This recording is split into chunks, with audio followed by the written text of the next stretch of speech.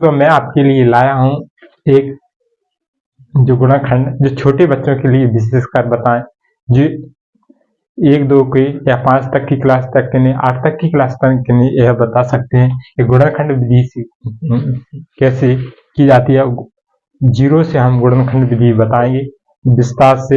इस वीडियो में आपको टाइम अवश्य लगेगा, पहले यह वीडियो आपको समझ में अवश्य आ जाएगी, और जिस बच्चे को दिखाएंगे तो यह वीडियो मतलब गुणनखंड है एक निम्नलिखित संख्या का अभाज्य गुणनखंड विधि कीजिए। निम्नलिखित संख्या है जो उसकी अभाज्य गुणनखंड विधि द्वारा अपने क्या करना है, उसको हल करना है। तो जो 72, पहला सवाल कौन सा 72, दूसरा 80 और तीसरा कौन सा 256 और चौथा कौन सा 360 और पांचवा कौन सा 500 और छठवां 600। इस प्रकार से इनका अभाज्य गुणनखंड विधि द्वारा अपन हल कैसे करें, तरीके से तो 72 का गुणनखंड कैसे करें। तो गुणनखंड करने से पहले अपने का एक संख्या याद करनी होगी। कौन सी संख्या, अभाज्य गुणनखंड की जो अभाज्य संख्या याद करनी होगी। कौन सी, अभाज्य संख्या। अभाज्य संख्या वह संख्या होती है जो किसी भी संख्या के गुणन में न आए, स्वयं को छोड़कर वह संख्या अभाज्य कहलाती है, या वह संख्या जो किसी भी संख्या से विभाजित न हो, किसी भी संख्या से विभाजित न हो, वह स्वयं को छोड़कर या एक को छोड़कर उसे अभाज्य संख्या कहते हैं। जैसे 2 और 3, 5 नहीं 7, 7 से 11, 11 से 13, 13 से नहीं 17, 17 से 19, 19 से 23, 23 से कितनी 29, 29 से 31, 31 से 37 और 43, 43 से 43 कितनी 47 और 47 से 50 तक की ये अभाज्य संख्या है जो ये भाग अभाज्य गुणनखंड करने के लिए विशेष भूमिका निभाती है। इसी संख्या को अभाज्य संख्या कहते हैं, और इसी संख्या से जो अपन अभाज्य गुणनखंड करते हैं। अभाज्य गुणनखंड करने से पहले अपने इसको अपने पूरी तरह का आना चाहिए, भाग आना चाहिए। क्या आना चाहिए, भाग आना चाहिए, यानी 10 तक के गुणा जाना चाहिए, यानी पहाड़े आना चाहिए। इस प्रकार जब पहाड़े अपन 10 तक के याद हो जाएंगे तो इस अभाज्य गुणनखंड विधि से हम इन संख्या का गुणनखंड कर सकते हैं। जैसे हम इसका करेंगे विभाजन करेंगे, क्या करेंगे, गुणनखंड करेंगे।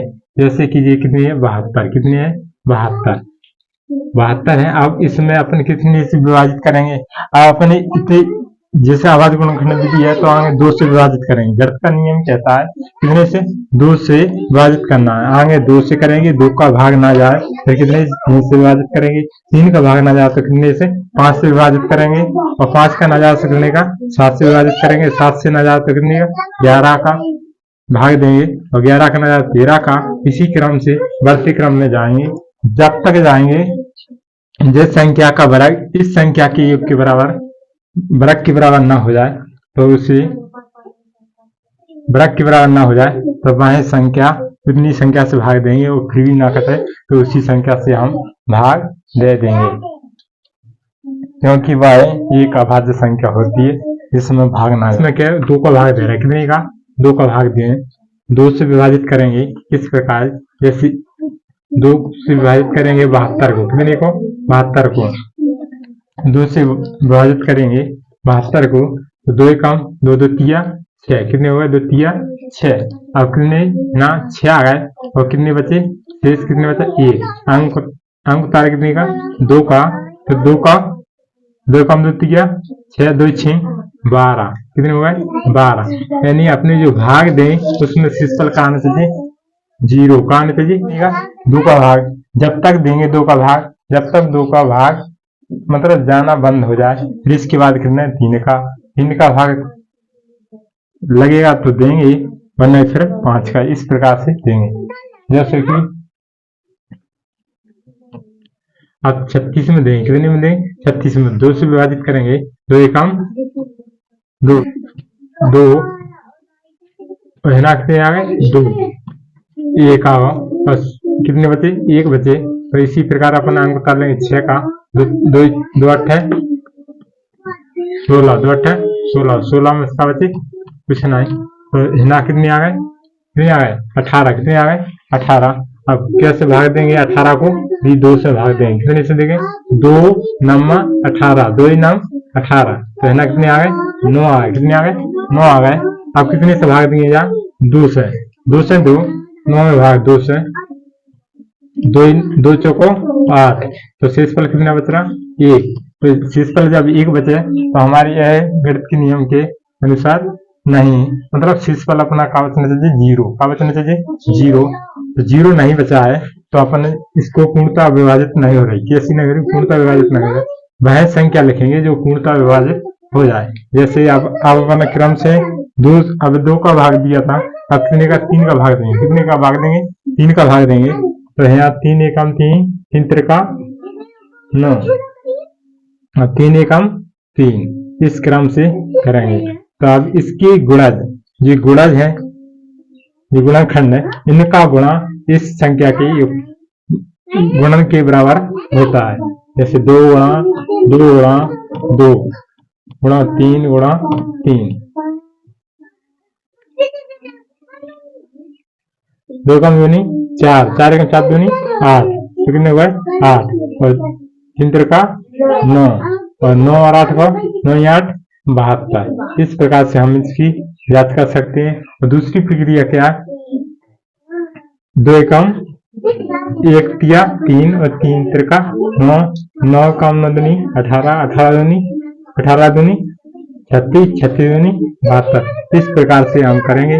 तो दोनों संख्याओं का गुणा इस संख्या के बराबर होता है, ये दोनों संख्याओं का गुणा इस संख्या के बराबर होता है, इन दोनों संख्या गुणा इन संख्या।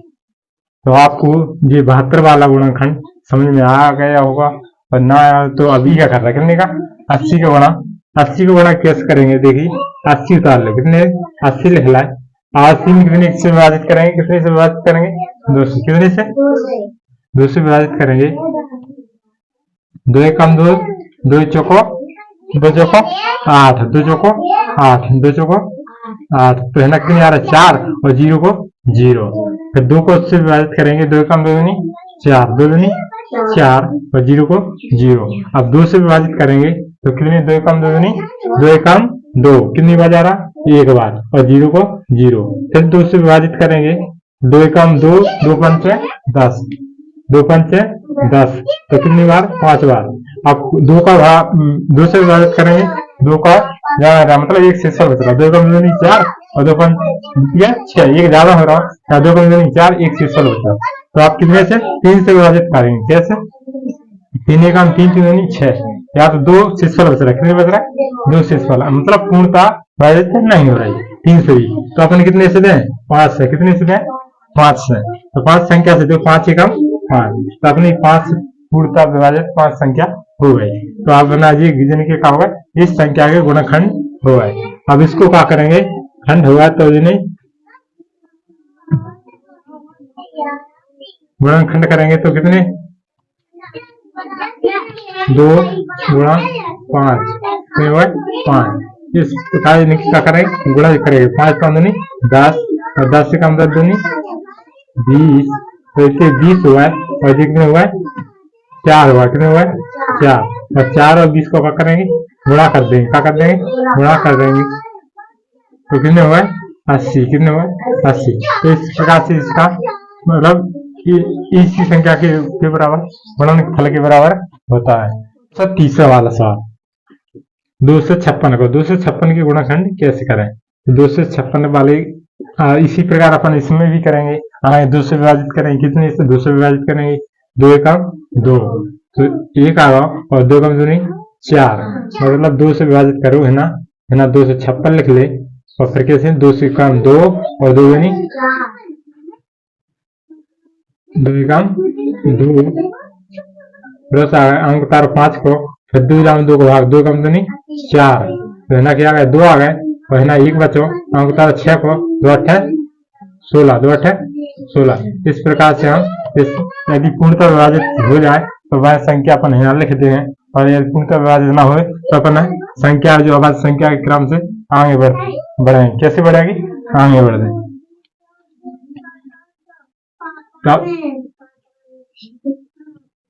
तो आप क्या को भाग देना है ना 2 से, तो कितने आ गए 128। अब 2 से फिर विभाजित करो, 2 एकम 2, 2 6 12 और 8 2 चौको 8। फिर 2 से विभाजित करो, 2 एकम 2 किया 6 और 2 एकम 2, 2 एकम।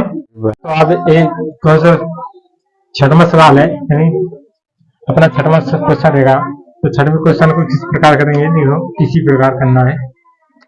तो यहाँ क्या लिख लेंगे 6 से लिख लेंगे। अब 2 से डिवाइड करेंगे, कितने से 2 से डिवाइड करेंगे, यानी आवाज संख्या पहली संख्या कितनी है 2, 2 से भाग देंगे, 2 एकम 2 द्वितीय 6 और 0 को 0 है। तो फिर 2 से भाग दो, 2 एकम 2।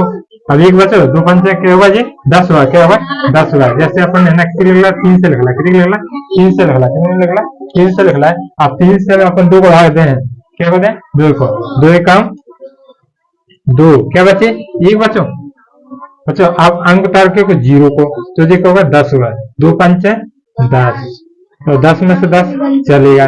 अब अंक तार 0 को सुखा हुआ 0, यानी जम भाग 2 को 10 कितने आ गए 1.5 से आ गए, कितने आ गए 1.5 से आ गए।